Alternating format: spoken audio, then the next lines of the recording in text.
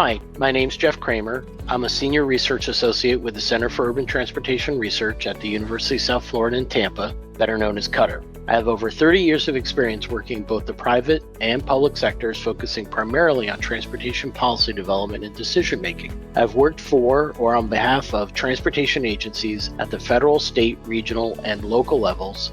And something I've learned is that while decision makers and staff at each level have a relatively clear understanding of their own responsibilities and goals, they're not always as clear about how the work they do fits into the broader picture of planning and programming for the transportation system as a whole. Also, the connection between planning and programming and the funding sources for transportation projects and services is not always very well understood. I am pleased to be working with the Florida LTAP Center to present a webinar on transportation planning, programming, and funding, the basics of transportation dollars and cents. This webinar will focus on transportation planning and programming activities at various governmental levels, the players involved in those decision-making processes, and the connections between planning and programming.